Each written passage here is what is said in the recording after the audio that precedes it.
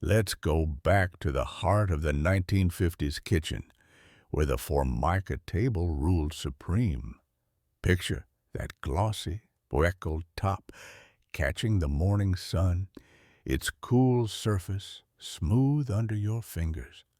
It wasn't just furniture.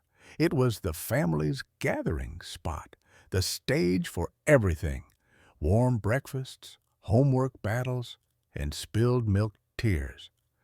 The chrome trim gleamed like tiny mirrors framing the table's edges, offering a sleek modern feel that screamed mid-century optimism. Families flocked here after school, lunchboxes dumped open while conversations bounced like the linoleum floor. That table held crayons, cookbooks, and the Sunday morning paper, all in equal dignity.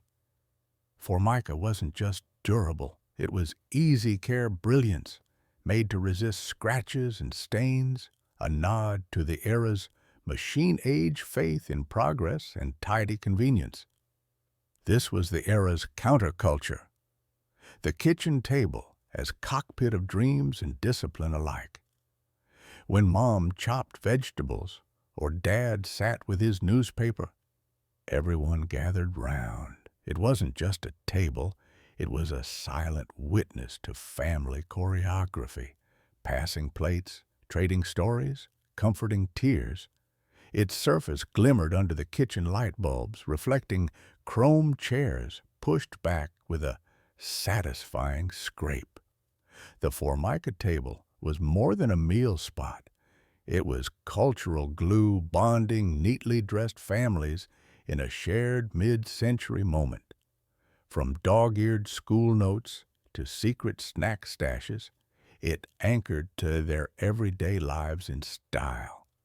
Next, we moved from kitchen surfaces to the warm scent wafting from the oven, homemade meatloaf dinners that filled the house with comfort. Electric can openers arrived quietly, but changed kitchens forever. The sleek, sturdy machine sat ready on shiny countertops, a promise of effortless kitchen magic. No more wrestling with clunky manual openers or barely sculpted tin edges, just a steady buzz and a perfectly clean cut. This was convenience redefined for mid-century homes where efficiency mattered. The rotary blade spun rapidly, biting through metal with a confident whir that echoed in bustling kitchens. The design varied, some with heavy chrome casings, others sporting pastel enameled finishes, each a beacon of modernity. You placed the can in a cradle, pressed a button or flipped a switch, and the motor did the work. The electric opener's hum was the soundtrack of preparing everything from Campbell's soup to canned peaches. Housewives and husbands alike appreciated the liberation from sticky fingers and precarious knife work. It was a small thrill to watch the can slowly revolve and then lift free, edges smooth and safe. Brands like Sunbeam and General Electric raced to perfect their models, adding safety features and compact profiles. This wasn't just a tool, it was a symbol of the optimistic post-war era when technology tidied up everyday tasks. Kitchens became stages of futuristic ease, the electric can opener a humble hero. Next up, we uncover another mid-century gadget that spun its own magic in the kitchen. Step onto any mid-century kitchen, and your eyes would instantly meet the gleam of the linoleum floor. Patterned in swirls, checks, or bold, bright colors that seemed to dance beneath your feet. These floors weren't just surfaces, they were the backdrop for everyday life.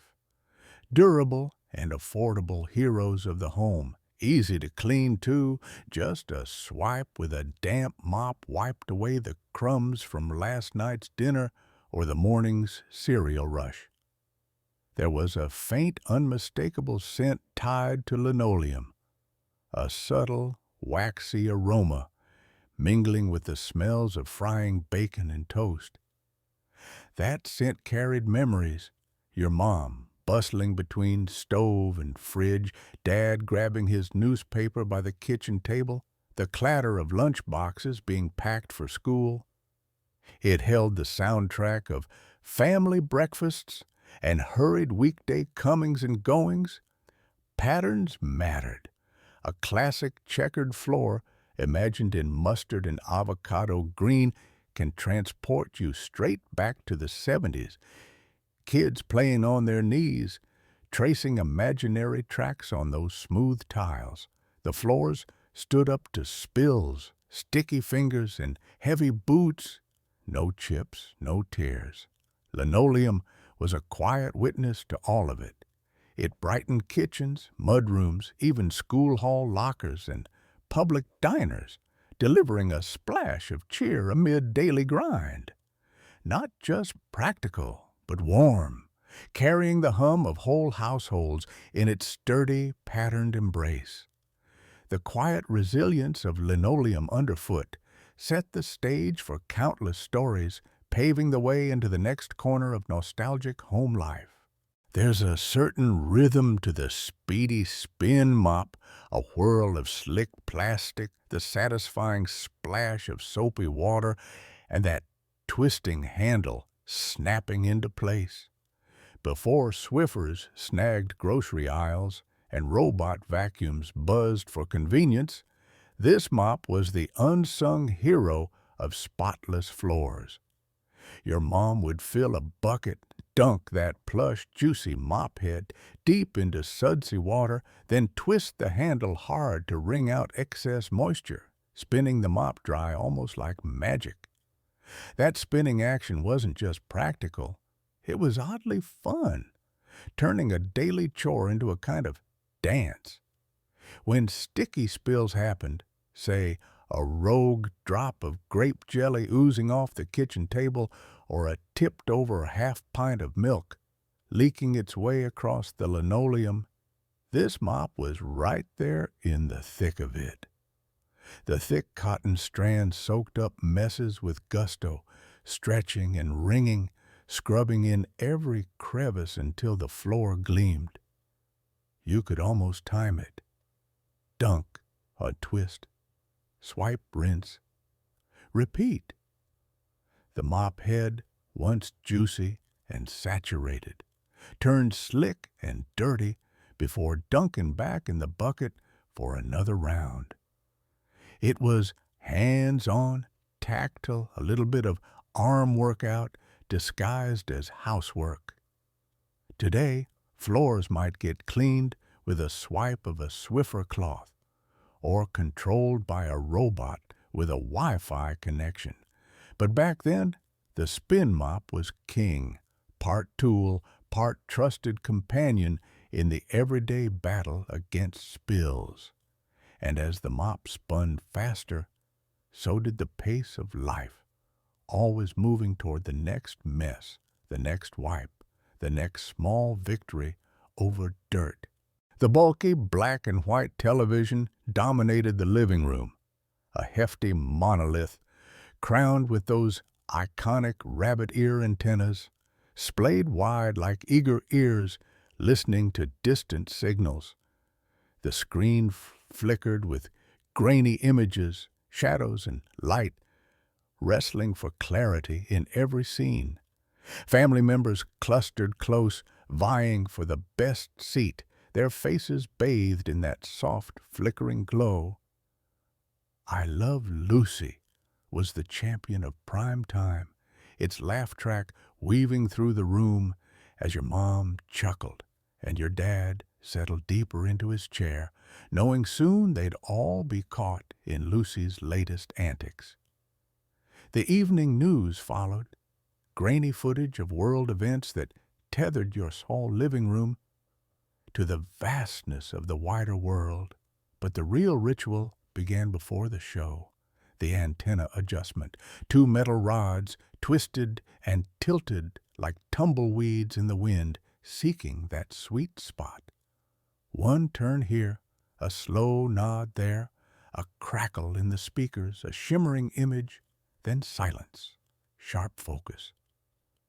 This dance of static and signal was the family's secret handshake cafe of patience, a minor daily art form to catch the stories that mattered, or just a moment to decode Lucy's next gag.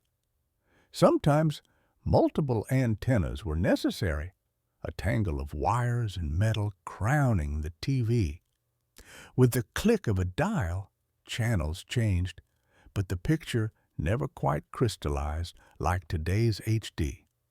Still, that imperfect image nurtured perfect moments, shaping evenings filled with collective laughter and shared news.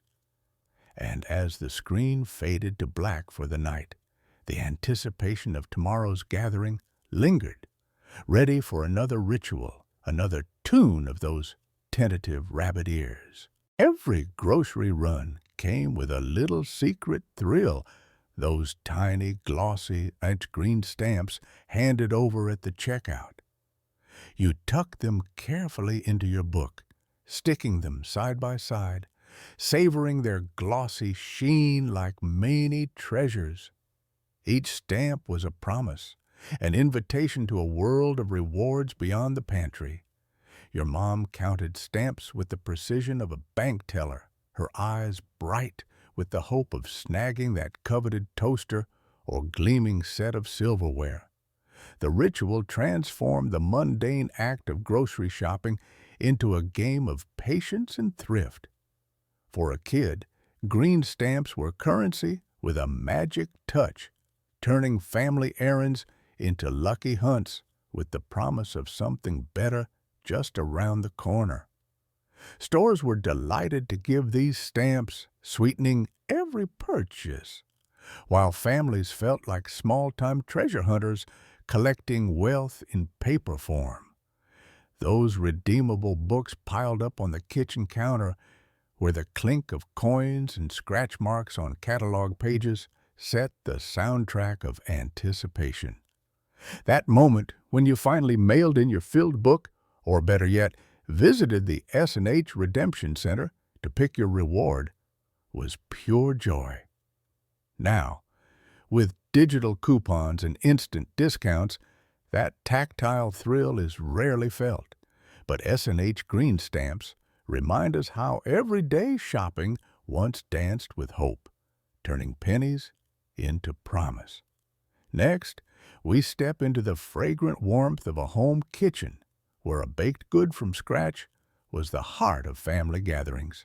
The lazy Susan quietly commands the center of the mid-century dining table, a simple wooden or glass tray poised on a swivel base, ready to turn your family meal into a shared celebration of abundance. As casseroles, Jell-O salads, shimmering with fruit, and deviled eggs sit stacked atop it, the tray spins with a gentle nudge, offering every diner a chance to taste every dish. No reaching, no passing plates awkwardly across the table. This invention was more than a convenience. It was a symbol of togetherness, embodying the decades' embrace of family unity and practicality. From frozen TV dinners evolving into multi-dish Sunday suppers, the Lazy Susan encouraged conversation and sharing. Its smooth rotation reflected not just a clever mechanism, but a cultural pulse, everyone's voice and appetite equally included. You'd find a Copco or Kendall Roll brand number in a suburban home, its varnished wood or once trendy plastic surface catching the light. Mealtime was a communal ritual, the centerpiece spinning slowly while laughter bounced around the room.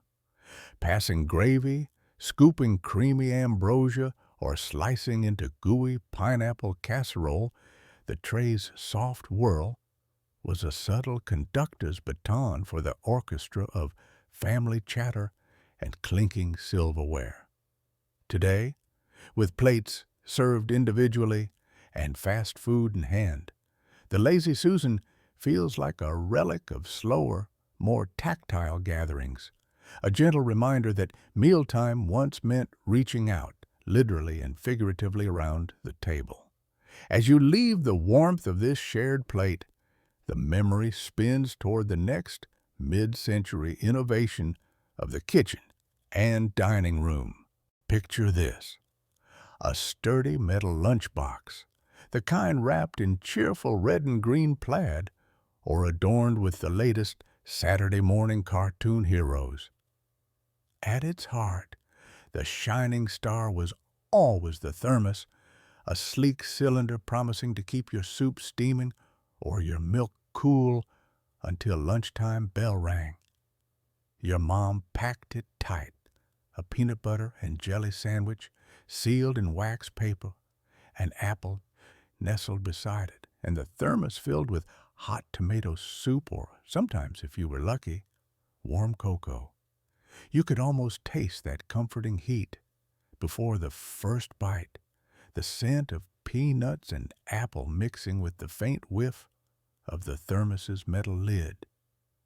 Opening it at school was a ritual, the click of the lid, releasing a mini steam cloud, while friends leaned in to swap snacks or admire the bright lunchbox artwork. These thermos lunchboxes weren't just functional, they were a badge of honor, a glimpse into your home wrapped in familiar, tactile comforts. The sturdy clasp meant your lunch survived the playground shuffle, while the insulated walls kept disappointment at bay on chilly mornings. With every sip from that thermos, you carried a small piece of warmth, a reminder of mornings when life moved simply. School, friends, a treasured lunch, and the stories whispered between bites. The thermos lunchbox wasn't just a lunchtime container, it was your ticket to a world of schoolyard adventures. Next, we explore the ritual of recess snacks and the rise of vending machines. Stacks of 45s and LPs gleam under the soft glow of the living room lamp. The wooden console hummed to life as your fingers lifted the needle, setting it gently down with that signature crackle, an almost sacred sound. It was more than just playing music. It was a ritual, an invitation to slow down and listen. You could feel the vinyl's textured grooves as the needle traced each note, releasing the warm voices of Elvis Presley crooning "Can't Help Falling in Love," or Patti Page's sweet twang on Tennessee Waltz. Nat King Cole's velvet tones filled the room, surrounding you with nostalgia and intimacy impossible to replicate digitally. The slight imperfections, the pops and crackles, made every play unique, like a storyteller leaning in closer to share a secret. Albums weren't just music, they were art. You would admire the covers, brushing your hand over the textured sleeves while waiting for the next song to start. The act of flipping the record or changing discs pulled you deeper into the moment. These weren't background sounds. They were experiences, moments to be savored. Vinyl collections grew like family heirlooms, handed down or carefully curated from record stores on Saturday mornings. Each console carried the weight of shared memories, from parents dancing cheek to kids tracing album art with wide eyes. This was music's heartbeat before streaming and playlists took over. As the needle lifted, it promised another spin, another chance to step back in time and lose yourself, in the rich analog warmth that only a vinyl record player could deliver. The soft hum of an electric blanket's control box was a signal that winter nights would be kinder. You'd spread the thick, slightly fuzzy blanket over your bed, the cord snaking from the wall to a simple dial marked with numbers, low to high warmth settings.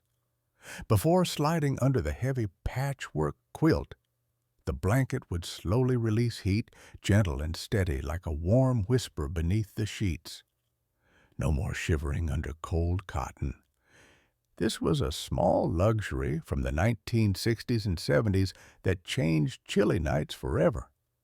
Your fingers could feel the faint electric pulse beneath the fabric, a touch of modern magic in a home that still treasured handwritten letters and vinyl crackles from the record player. Unlike bulky space heaters blasting dry air, the electric blanket felt intimate, personal, your own cocoon against winter's bite. Safety was always a concern. Families learned to never fold or bunch the blanket, to turn it off before sleep, and the early models came wrapped in thick, heat-resistant material. Brands like Sunbeam became household names, their electric blankets a rare but prized upgrade for homes in cold regions. Even now, when central heating and high-tech fabrics keep us toasty, the flickering glow of that control box still sparks memory, a simple warmth wrapped in nostalgia, a nightly ritual that made winter less daunting. Next, we move from cozy warmth to sweet chill. Those iconic mid-century ice cream socials that brought neighborhoods together one scoop at a time. Metal gleamed under the kitchen light, a relic in the freezer door's chilly gloom. Those metal ice cube trays with levers, a staple from mid-century homes, held a secret joy. You filled each square with water, then, after hours, pulled the slender lever. A crisp snap, the unmistakable clink as perfect cubes popped into the tray's tray bottom. It was almost like a satisfying small victory after the wait. Plastic ones came later, but those early metal trays were solid, reliable, and had a trusted heft. The lever mechanism was ingenious, one gentle pull, and the ice lifted evenly, no smashing or twisting needed. Cocktails were effortlessly chilled with pristine cubes, sodas fizzed freshly cooled, and even lemonade welcomed that crystalline chill. They made everyday life cooler, literally. You could hear that snap from across the kitchen, a familiar sound signaling refreshment was near. Kids would watch with fascination, hands itching to grab their glass before the glass frosted. For many, that metallic clink was a comforting rhythm in the kitchen soundtrack, a small ceremony before summer meals or holiday gatherings. Today, flexible silicone trays and disposable ice packs crowd the freezer, but they rarely deliver that tactile satisfaction. The slow, deliberate pull, the crisp release, a moment of simple mechanical magic now mostly vanished. The next time you hear the rattle of a modern ice mold, remember, a levered tray once reigned supreme, turning water into snap-fresh cubes and sparking a cool, clinking kind of joy. Let's step into the kitchen of yesteryear where the recipe box sat like a treasured time capsule on the worn linoleum countertop.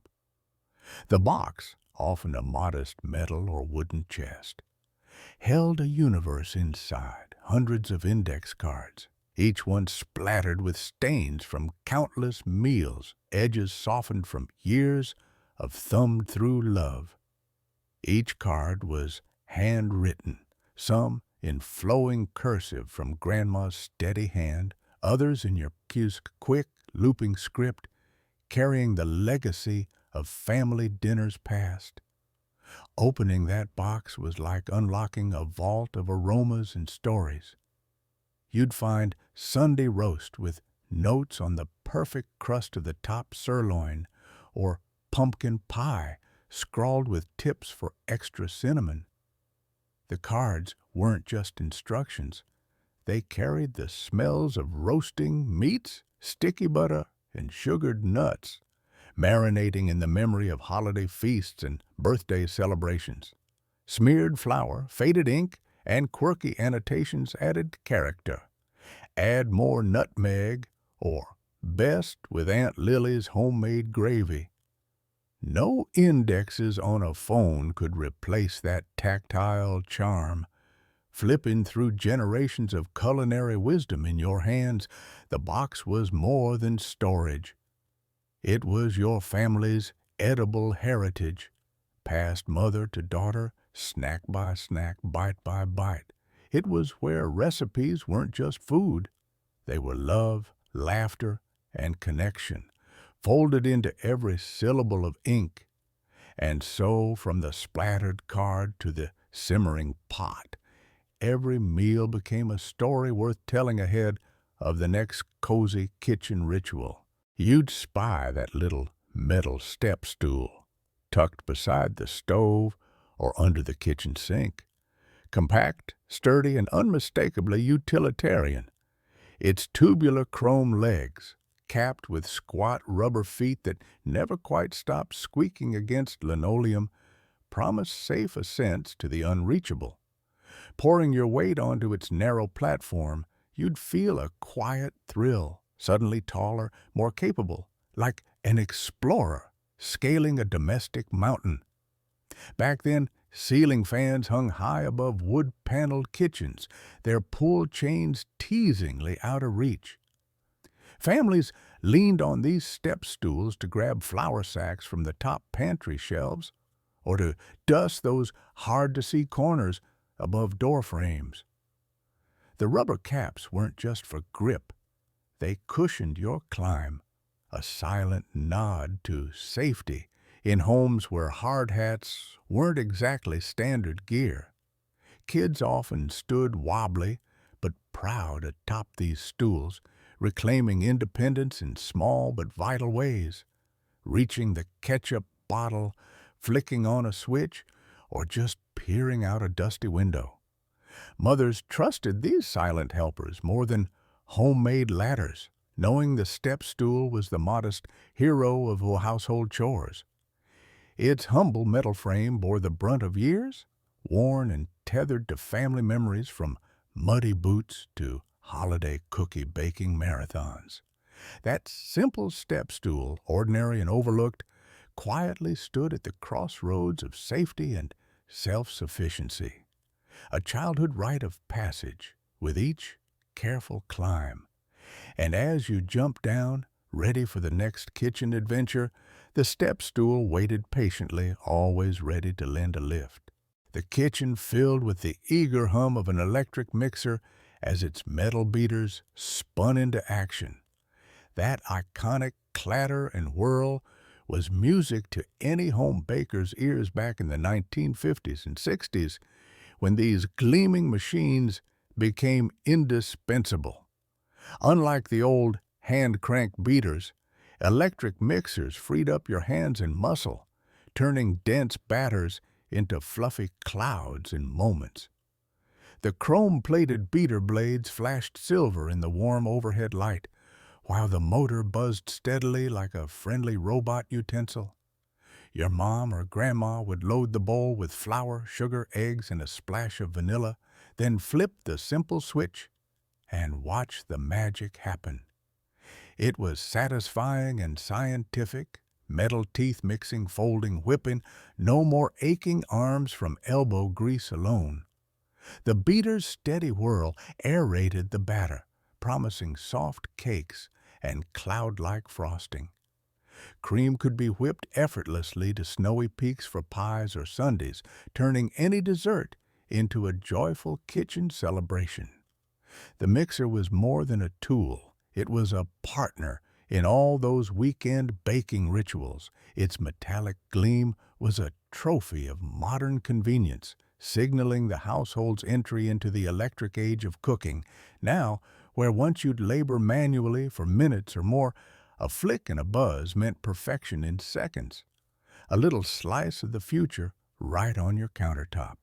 As the beater slowed down, your mouth watered for that first spoonful of cake batter dusted with sugar. This whirring marvel set the stage for other electric appliances, transforming how families cooked and baked, a humbly powerful revolution in your home recipe toolbox. From the very first moment you'd reach for that little can, the pop-top lid promised ease. No more fumbling with twists and lids that stuck or spilled, just a simple pull, a satisfying pop, and out came the perfectly sealed, powdered formula. These cans were a symbol of modern parenthood in the 1960s and 70s, a quiet invitation to a new kind of convenience. No more messy scooping from bulky tins. Everything was measured, sealed, and fresh. You remember the smooth, cool metal pressing against your palm, the little tab that felt like a secret weapon to tired, bleary-eyed parents at 2 a.m. feeding time. Inside, the powder smelled faintly of sweetness, a comforting scent that filled the nursery air, promising nourishment and care. These cans weren't just containers. They were reassurance, wrapped in innovation.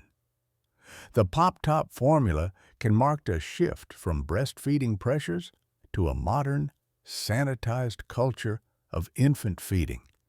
It aligned with new ideas about science-backed childcare, where meticulous measurement and fresh preparation mattered most.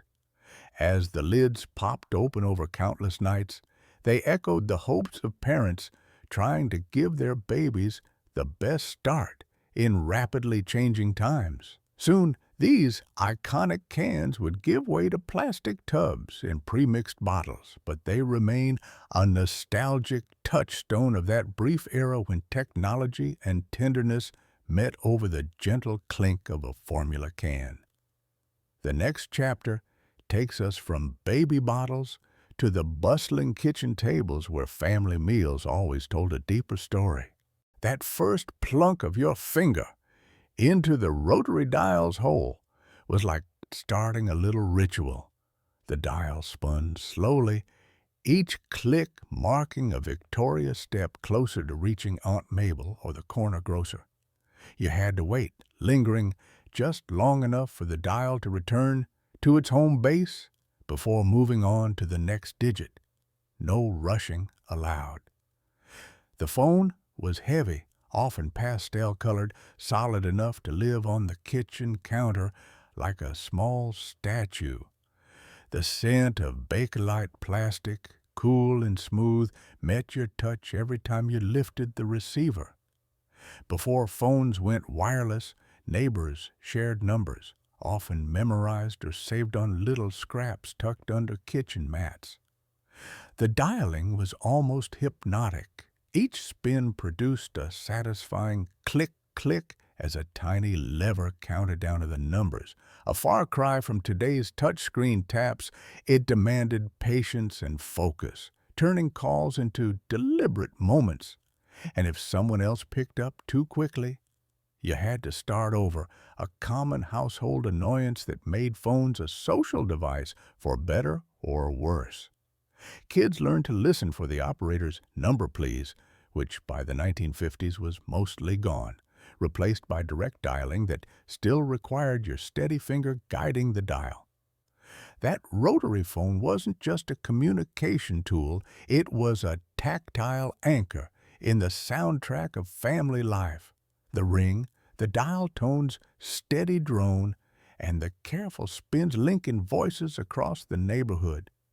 From its heavy bass to slower pace, this was how conversation found its time and space. Step into a mid-century kitchen where the walls no longer shout for color, but the cabinets steal the show, all glazed in cheerful shades of avocado and mint green. These hues weren't just paint choices, they embodied the zeitgeist of post-war optimism, turning once purely functional kitchens into fresh, light-filled spaces where families gathered and futures seemed bright. Imagine the smooth sheen on those wooden doors, framed by chrome handles that caught the morning light just right. The avocado green was earthy, yet vibrant, while mint offered a cool, breezy contrast. Together, they made every breakfast feel hopeful, every dinner a celebration. This was an era when TV dinners met formica tables and shiny chrome-legged chairs, all wrapped in that unmistakable green glow of prosperity and renewal. Even the faint scent of lemon cleaner and fresh-cut flowers was softened by those vivid colors, wrapping the kitchen in a happy, reassuring embrace. You didn't just cook here, you dreamt, planning weekends, saving pennies, and sharing stories under the hum of an old fluorescent tube light, the green cabinets a silent cheerleader of every small victory. Today, those same green cabinets evoke nostalgia with a modern twist, often resurfaced or reprised in retro-inspired kitchens, reminding us how color once transformed spaces and spirits alike. From avocado dreams to contemporary palettes, the green kitchen cabinet remains a timeless symbol of mid-century hope and style. Next up, that signature mid-century appliance hum, the iconic refrigerator that kept it all cool. The icebox sat quietly in the corner of your kitchen, a sturdy wooden or metal cabinet with a door that sealed away the cold. Inside, thick blocks of ice, fresh from the weekly iceman's delivery, worked tirelessly to keep milk, butter, and leftovers chilled. Every drip from melting ice pooled in a pan below, the gentle trickle a constant companion to daily life. Opening the icebox released a rush of cold, damp air mixed with the faint metallic scent of the cooler and the tang of fresh buttermilk or homemade preserves. You'd hear the occasional soft plunk as a melting chunk of ice shifted inside. Your mom adjusted the ice from time to time, carefully watching the icebox thermometer, making sure your food stayed safe but didn't freeze solid. It wasn't just an appliance. It was part of the rhythm of the week. Ice delivery was an event, too. The iceman's whistle or horn announced his arrival, a needed slice of excitement.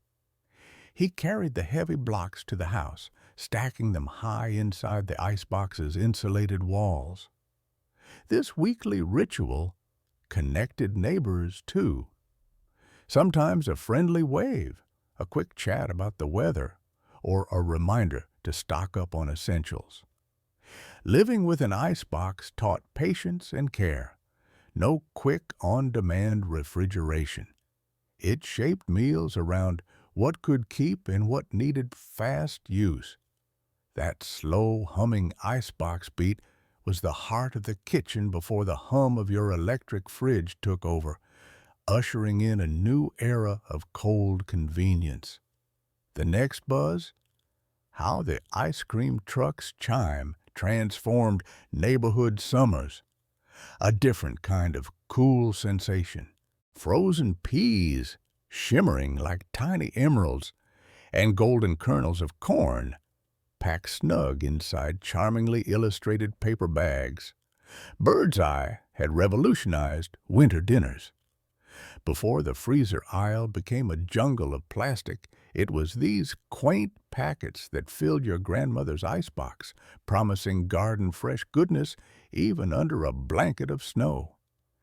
The crisp, subtly sweet peas and tender corn brought a burst of summer to chilly nights, their colors vivid against a plate of steaming roast or mashed potatoes. Opening that paper bag released a faint, clean scent, the aroma of promise, of wholesome nourishment locked in frozen time. Bird's Eye wasn't just a brand, it was a pioneer of the convenience food revolution in mid-century America. Clarence Bird's Eye's flash freezing technique preserved vegetables at their peak, perfectly poised between freshness and shelf stability. Housewives embraced this miracle, trading the laborious sorting and shelling for a simple pour, a quick steam, and immediately vibrant veggies on the table. It was health without hassle, a new way of eating that didn't sacrifice nutrition despite the growing pace of modern life. Packed with vitamins and flavor, yet requiring zero garden or summer sun, bird's eye frozen vegetables were a staple, part of a culinary shift toward efficient living. Next time you warm a bag of frozen peas or corn, remember those illustrated packets, icons of a simpler time, bridging the gap between the farmer's field and the family dinner, forever changing how we eat through every season. The tall, fluted soda fountain glass, crystal clear and gleaming under neon diner lights, was the star vessel of 1950s refreshment. Its slender shape showcased scoops of vanilla ice cream melting into creamy root beer, the bubbles tickling the rim. Cherry red straws curled playfully through frothy tops, while polished metal stirrers clinked boldly against glass, stirring both soda and nostalgia. These glasses weren't just containers. They were ticket punches to Saturday afternoons spent at the local drugstore soda fountain where jukebox tunes mingled with laughter. Each sip brought a burst of fizzy sweetness, a simple pleasure after school or a weekend date, all wrapped in the ritual of sharing that iconic cherry soda float. These glasses carried family stories, youth's first crushes, and the lively chatter of neighbors gathered around chrome counters. Their towering silhouettes framed teens balancing trays of root beer and malted milkshakes, glancing over to catch a glimpse of the latest comic strip in the Sunday paper.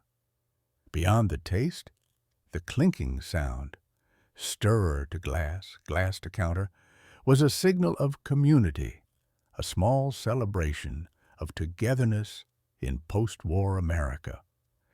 These forgotten glasses tell us a story. Even as the world sped up, soda fountains preserve moments of joyful pause, ritual, and sweetness. The next time you catch sight of that tall, fluted glass, remember, it's more than a drink. It's a portal to a time when progress still paused for sparkle and smile.